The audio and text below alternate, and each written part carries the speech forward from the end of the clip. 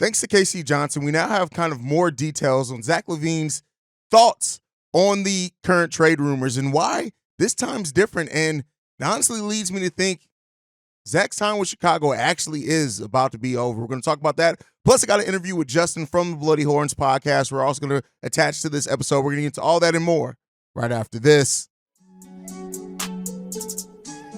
You are now tuned in to Chicago Bulls Central, your number one place for all Chicago Bulls news and content.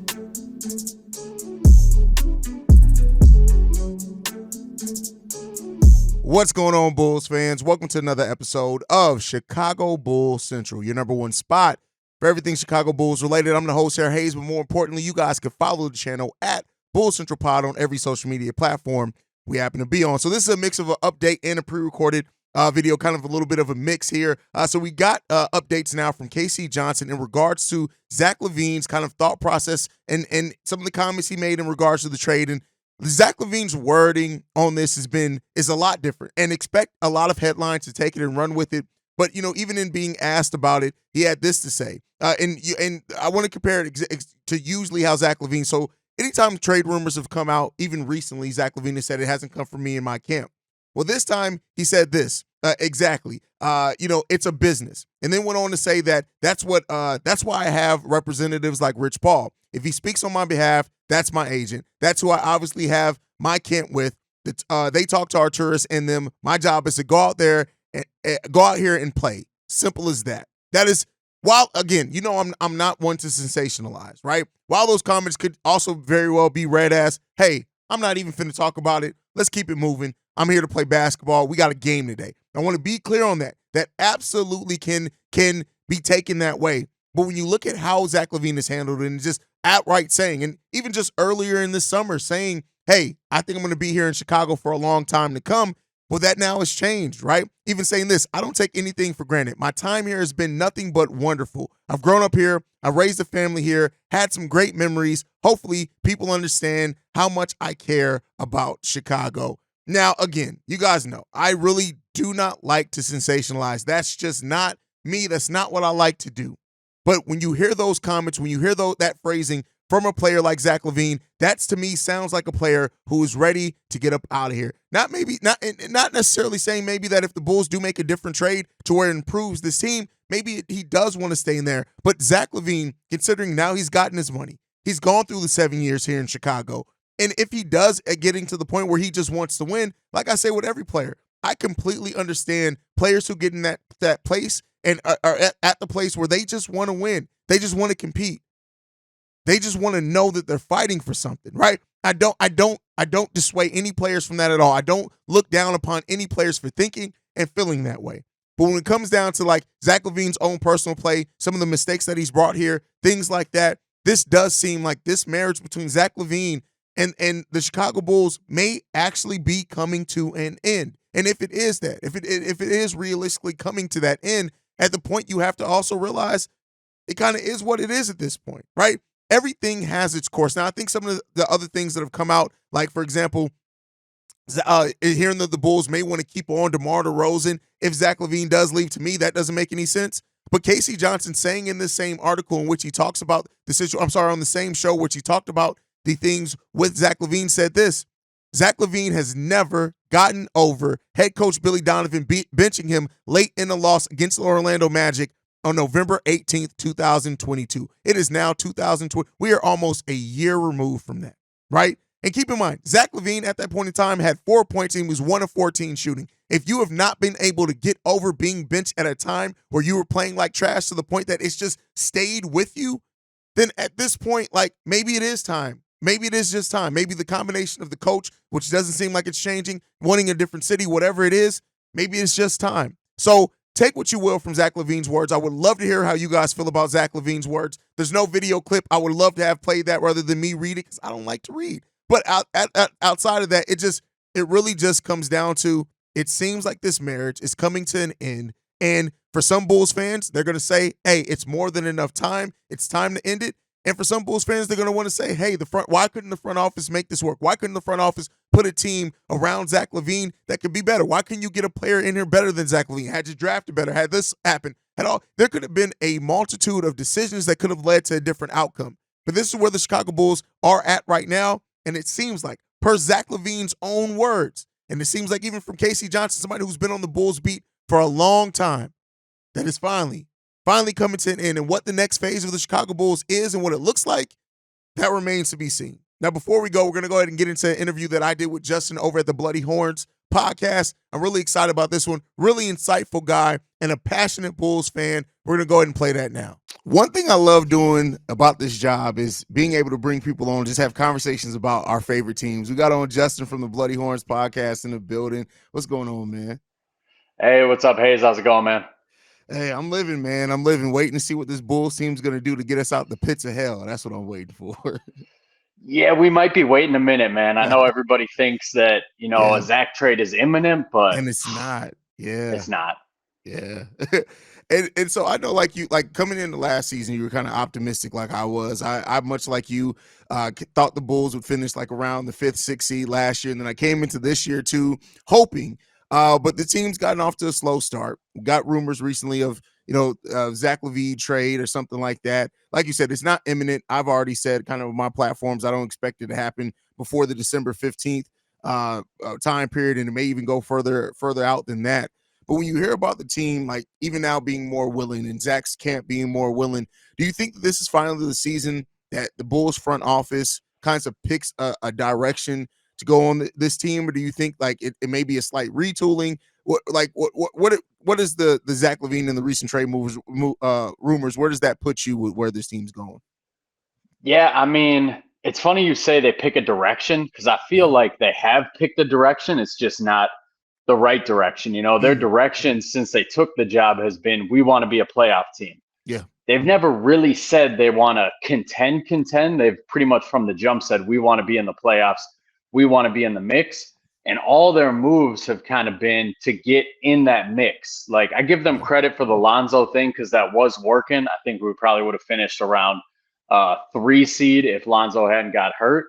Yeah. But everything since then has been just to tread water and still stay in that play-in mix. So I feel like a sucker because I bought in all the way this year. I thought Javon and TC was going to get us, in that 5-6 range. And it's just, they're nice players. Don't get me wrong, especially Javon Carter. We're not really seeing the minutes from him that we should be, but they're not enough to take us to that next level. We're not a better team than last year. Just flat out not a better team than last year.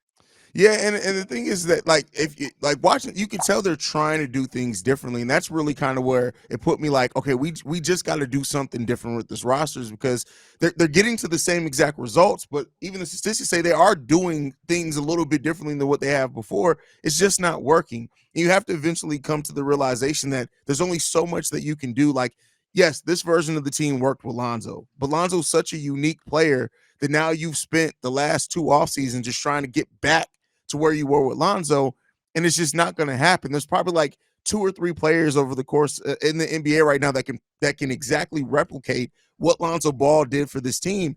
And that's not to say that Lonzo's like a superstar. He's not, but like he just with this team, he had that level of impact, and we haven't fixed any of the other holes that we've had on this team, and it's just left us to just be in the same exact spot year after year.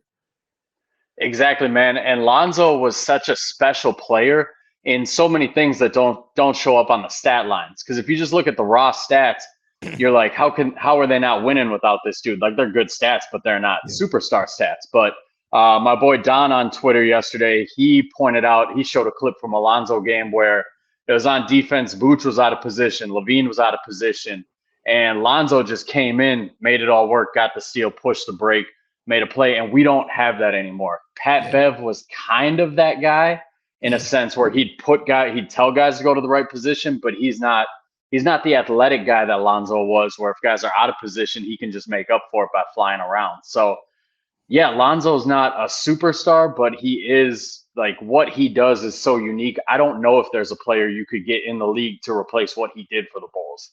Yeah, I'm not sure if this is the same play, but I remember a play where Lonzo guarded three different people on the same possession, and then still came away like with the like. It's just Lonzo was so special, man, and his basketball IQ helped this team because like I love Zach, but like Zach doesn't have the best basketball IQ. So when you put a player like that with Lonzo out there who communicates, has the athleticism, things like that, it helped close a lot of those gaps, and we're just not seeing that now. Ultimately, when it comes to the Zach situation, do you think that the Bulls trade Zach? Do you think they moved DeMar? Do you think we could see both of them moved? Where do you think that ends up going? I mean, it's funny because I've kind of become a Zach LaVine hater in a sense. Like Uh-huh. I tweeted it after one of the games this year. I just hate watching him play ball, man. Yeah. I don't know if it's just because we're at what year 7 of the Zach LaVine experience here, and I'm not saying he's not a good player because he is a good player. Mhm. I just feel like he's never taken the steps to address his weaknesses. He's gotten better every year, Mhm. but it's like he's gotten better at his strengths. He's never gotten better at his weaknesses. We still see the same late defensive rotations. We still see the same poor shot selection. His step back 3-pointer drives me insane every time he does it. And I think he's lost a step. Obviously Mhm. he's still an athletic freak. But when you're Mhm. watching this year, like the Phoenix game, he couldn't get past Eric Gordon. And Eric Gordon's 35, 36 years old, Yeah. been in the league since 2008. And he was struggling to get past him. And you're seeing him get stripped more. And I think that's because he's so used to, before he was so athletic and so fast, when he beat a guy, he'd get 2 steps on him and he could be a little careless with that ball. Now, when he's beating guys, he's got maybe a half step, maybe a step, and that gap is closed where guys are getting their hand on the ball more. He's getting stripped so many times a game. So when we talk about trading Zach LaVine, if I'm seeing that and I don't get paid to scout guys by any means, I got to imagine other teams are seeing that too. So yeah, I want us to trade Zach LaVine, but at the same time, what does that trade look like? Because I see people saying Yeah. Josh Giddey, multiple firsts, like Jaden Ivey and multiple firsts. I'm like, I don't know why those teams would do that. So I Yeah. think Zach LaVine is the piece to get traded, but I just question what's coming back to the Bulls in that trade. And I agree with you. I kind of went over it on my daily episode today too. Is like looking at what all the teams would have to offer. And looking at what that team's motivation would be. Like I don't see the OKC thing. Well, Bulls fans have said Cam Thomas. I don't see any way in which the Nets give up Cam Thomas for Zach LaVine. Now I will say somebody that I do think like the Knicks. We always know that they're desperate to trade for people. And hearing the RJ Barrett and 2 firsts, I could see that happening. But to me, RJ Barrett isn't that much different than Zach LaVine. He's just younger.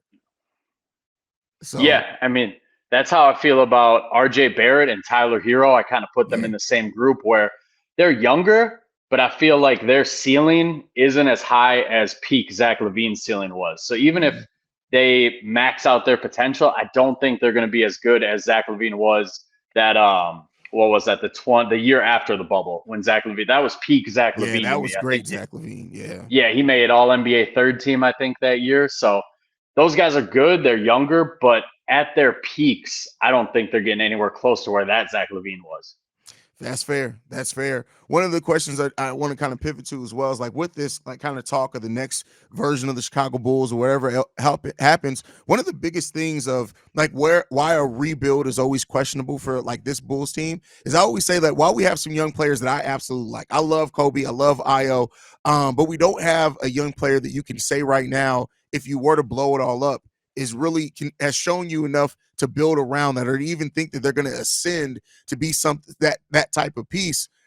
When you look at the young players that we have on the Chicago Bulls team, the Ios, the Pats, the Dalens, the Julian Phillips, the Damasanagos, all those guys, like what's your view on that young squad of the Chicago Bulls? And do you see maybe anybody that you really do think can elevate to that level where they could be a big piece of the team?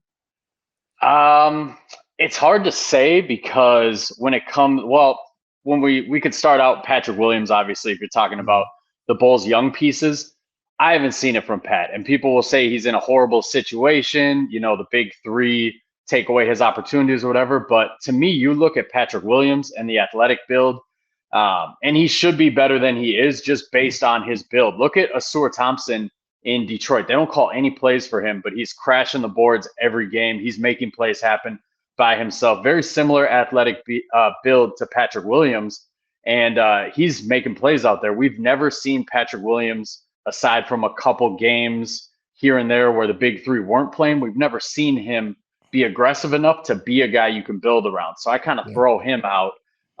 Dalen Terry, same thing. We haven't seen anything from him. What we have seen has looked very bad, but at the same time, we're trying to judge him off garbage time, 2 minutes, not prime situations to succeed. I love Kobe White.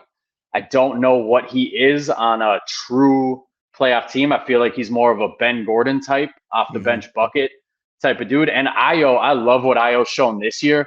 I was a big advocate to get him out of that point guard spot and get him moving more off ball, like a Bruce Brown type. That's a great comp for him. I never thought about that. That's a great comp. They got similar builds, and Bruce Brown came into the league as a point guard, and now you would never think of playing him at point guard. So it's tough when you look at the Bulls' young core, because when you compare it to other young cores around the NBA, it's not that good, man. Like, we can talk about Sanogo and Phillips and, all those guys, but we've never seen them play. Even in the preseason, we didn't really see them play. So it's a lot of hope and prayers, but I don't really think we have that young piece that you can be like, 5 years from now, I want him to be on the Bulls.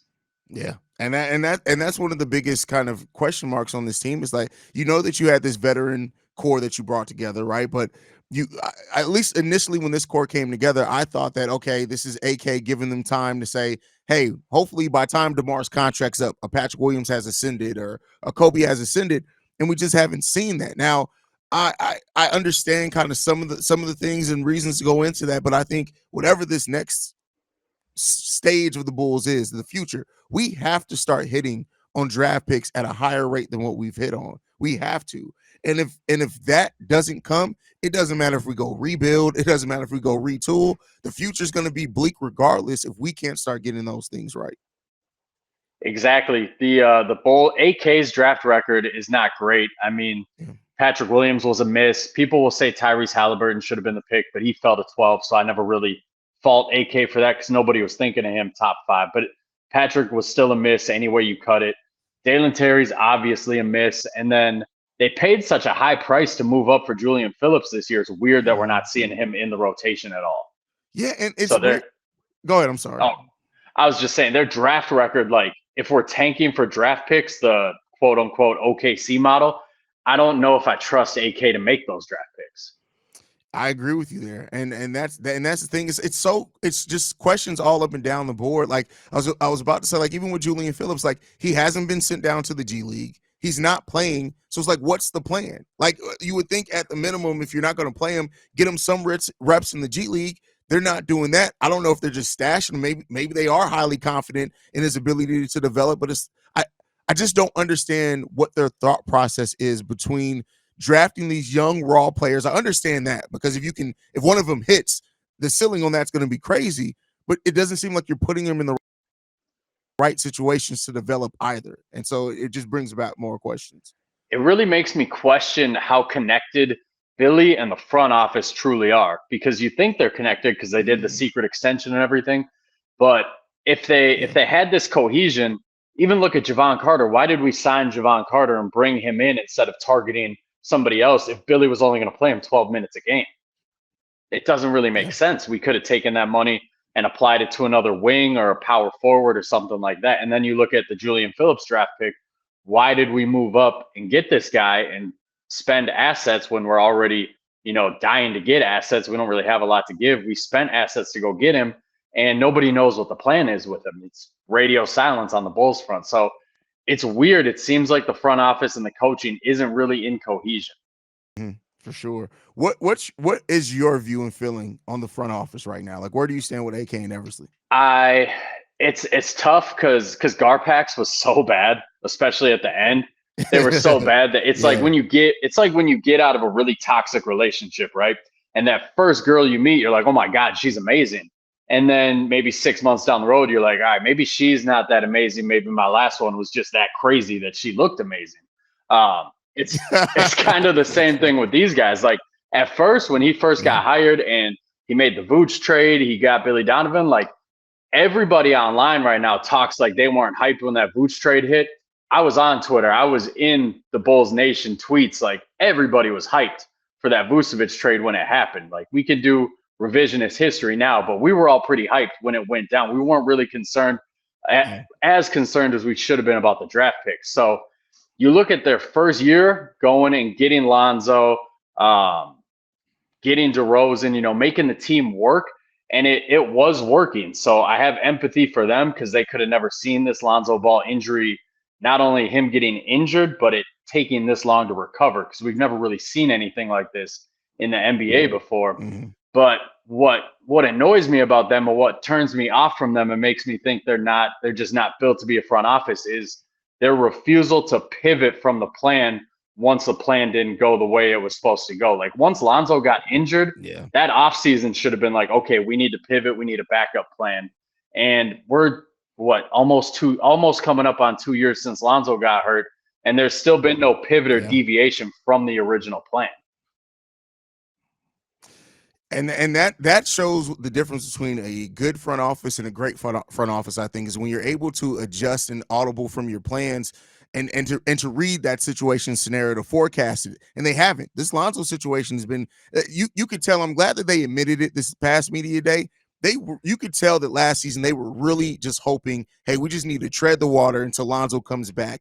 And for some reason, they were shocked when it didn't happen, when I think we all kind of realized the severity of the injury. Lonzo probably wasn't coming back. Now, this offseason, I do like the additions of Javon Carter. I like the additions of Torrey Craig.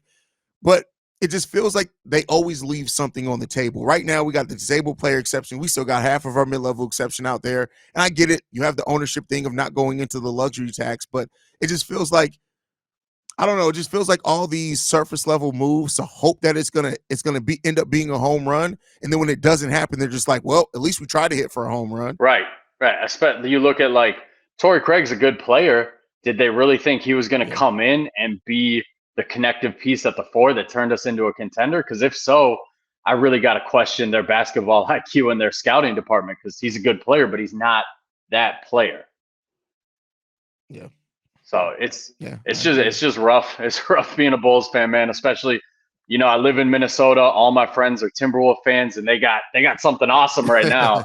And I'm over here like, except last night seeing Rudy Gobert get choked out. So. they got that. They're going through what we got to go through when Derrick Rose was young. Times were good, things were exciting. And on the other side, as a Bulls fan, I'm looking around and I'm seeing reports that Zach LaVine's finally going to get traded. Then I'm seeing reports that everybody's on the table except DeMar DeRozan, which I love DeMar DeRozan, but are we really going to retool around a 34-year-old? So it's just the future, like the current is dark, and the future, it's like, I don't know, man. I don't know where the bright light is in the future either. Yeah, I mean, I just wish we had that young piece where you could say, hey, at least we got this, like, no matter what happens. And maybe that comes, maybe it doesn't. But yeah, you said it. You said it all right there. Right now, being a Bulls fan, it's dark times, and it doesn't seem like there's light at the end of the tunnel right now. But like, hopefully it comes. Hopefully it's unexpected. It comes. Maybe the team starts playing better. I don't know anymore. I really don't know. I'm done trying to predict things.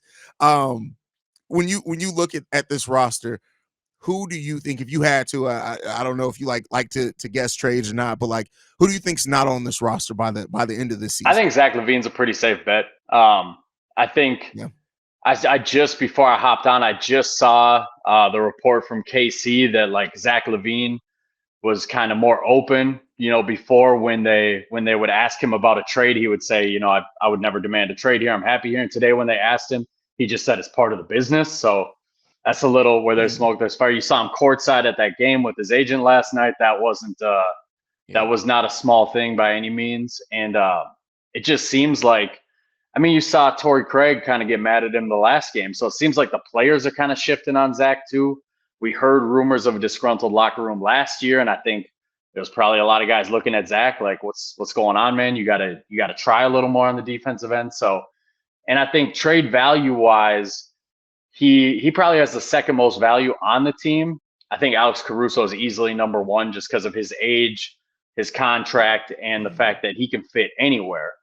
And you look at DeMar and Vooch, and it's much harder to see the fits for them. So I don't think Zach LaVine's going to be a Bull. I just don't know when that trade comes. Yeah. I mean, that's the biggest thing, is when that shoe fits, and when it falls. And I think once that happens, it'll, whatever we get back in a Zach LaVine deal, that'll kind of tell us what kind of, or inform us what the next steps are. Because if it is all future assets, basically, and a super young player that's unproven, I personally would take that. Then it's probably saying we're going to just go younger and kind of move on to that next phase of the roster. But if they get a player that can contribute now with some futures first out to like 2028, you never know what that means. It's true. I just wonder who do you think is trading for Zach LaVine? Because we see the Philly rumors. If I'm Philly, I don't want to take the ball out of Tyrese Maxey's hands. He's playing out of his mind. See the OKC rumors, same thing. I don't want to take the ball out of Chet or SGA's hands. The Knicks, do you want to take the ball out of Jalen Brunson's hands? Like, who do you think is going to be that team? People say the Heat, but is Zach LaVine a Heat culture guy? See that? Yeah, that's a great question because I think Bam and Jimmy would be so frustrated by Zach LaVine's execution on defense that it may run him out the NBA. Like I'm just like they would be so frustrated. Now maybe he comes in a Heat culture, a head coach like Eric Spoelstra. Maybe they get something out of Zach LaVine that Billy Donovan hasn't been able to. There's something to be said there then too, but I just look at that and saying that's the situation where it's going to frustrate him. The one that I keep going back to and keep circling is the Knicks because while I agree with you, do you want to take the ball out of Jalen Brunson's hands? But the Knicks are just always so starved for that big deal that I think that they may take the shot at it and just they have the future assets, right? They have RJ Barrett that they could include in it. And while I'm not super high on RJ Barrett, there's something to be said that he can slide into where Zach is now, and you can maybe convince yourself to keep going the path for a little bit longer, but then you have the Knicks picks. So the Knicks are the team that I'm really looking at in all of this, saying that that's probably the one that I think is the most likely to make a move for Zach LaVine. But don't look outside the Lakers either, because the Lakers are always prone to do something. It's just that I think the last time I checked, the only picks that they could trade are 2028 and 2030 pick. And it's like, I don't know, man. I just don't know when it comes. Yeah, it's tough. I mean, I got the Nets as a sleeper team too. I would love to target Claxton for them. I don't know if they're willing to give him up, but he's one of those young bigs I look at. But the emergence of Cam Thomas, you look at them, you're like, do they really need Zach LaVine? And what are we taking back in that trade? The Lakers is interesting. That would be like D'Lo and Rui or something like that. So it's just the packages aren't anything that are going to get you super hyped as a Bulls fan. Yeah, I mean, and then that's going to bring about, me and you are both on Bulls social media, and I can't wait to see for everyone who's saying let's trade Zach when this deal does go through, if it does, and we don't get something back that people are expecting with some of the expectations I've seen, it's going to be a wild day on Bulls social media. They're going to be losing their minds, man. The Cooper Flag train is already starting, and if we do a Zach trade that doesn't get anything back, then it's all aboard the Cooper Flag train. And listen, that's not a bad train to be on. Cooper Flag it looks like he's going to be legit. He's legit. The Bulls in the lottery, man. How many years did we have the best odds of winning the lottery and would end up pick 4? Yep, or number 7, right? 7 3 years in a row. So that's always the thing that you play, the risk you play with going full rebuild is that if you don't hit, and I would say next year's draft, honestly, I'd probably say top, not this upcoming draft, 2024, which is a fairly weak draft, but 2025 draft, there's probably about 3 players. You can fall in that top 3. You can probably make the case for, okay, tanking work then. But if you fall out of that, I don't know, man. I don't know. Yeah, it's rough, man. It's like I said, I don't really know what the Bulls move is. It's just, I just want to see something. I think I said that last week on Twitter. Like, I'm not even looking for the Bulls to win a trade anymore. I'm just looking for them to make a trade. Just do something. Yeah. And I the last time I felt like, I was actually talking to my dad about this.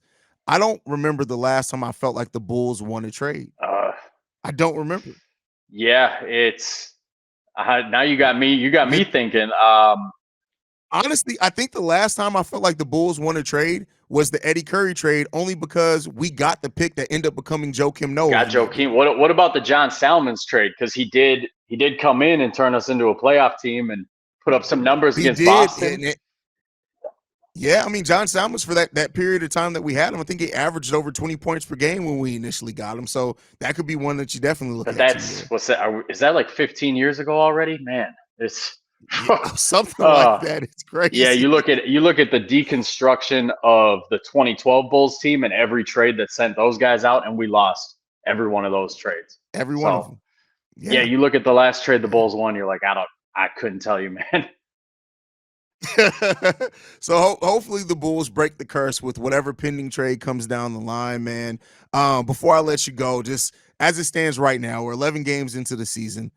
What's your record prediction right now for the Bulls? All things I given. mean, I want to be optimistic. I'm usually a pretty optimistic guy when it comes to the Bulls. I predicted them to finish, I think, the five seed this year, but it's just been rough because those 7 losses, they've all been rough 7 losses. I think 2 of them have been pretty close, but we've been blown out by 23 times already this year.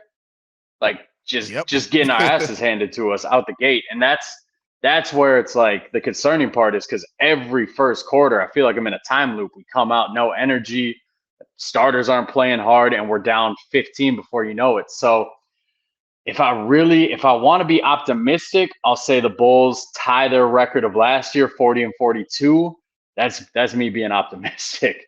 Otherwise, I could easily see a 28-30 win team just with how we're playing.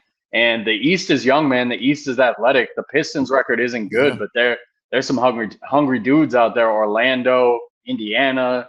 So it's rough for the Bulls, man. It's rough. Yeah, I'm right there with you. I came into the season saying I think the Bulls could get 45 wins, upwards of that, and seeing the lack of execution, like you said, how this team just gets outworked by these young, scrappy teams is just like, man, if the Bulls get 40 wins this season and keep everything the same. Of course, it'll change if we make a trade. I'd say, like, with how they've looked so far, I'd be surprised, man. It'd be a miracle. Tonight's game is going to tell us a lot because the Magic are young, the Magic are athletic. They're missing Wendell, so you would think Vooch could go to work, but I've said that 3 or 4 games this year, and it just hasn't happened. So who knows? Yeah, for sure, man. All right, Justin, thank you so much for taking time out today, man, to join me. Tell the people where they can follow you. You can follow me on Twitter, Bloody Horns Podcast. Follow me. See some unhinged Bulls tweets from time to time. Yeah, I've been there myself here lately, and I've kind of my drafts right now are crazy on Twitter. Oh man, the amount of times that I type a tweet out and then my finger is hovering over that send button, that I'm like, that's too far. That's too far. For sure. You guys make sure you go follow Justin, man. Really good follow, really good dude as well, and a very insightful Bulls fans. You guys know where to follow me. You can follow me at CEO Haize. You can follow the show at Bulls Central Pod. You can send us any feedback, questions, comments, concerns, bullscentralpod@gmail.com. And lastly, you can leave a text message and our voicemail, 773-270-2799. We're the #1 spot for everything Chicago Bulls related, and we out. Peace, y'all. This has been a presentation of the Break Media.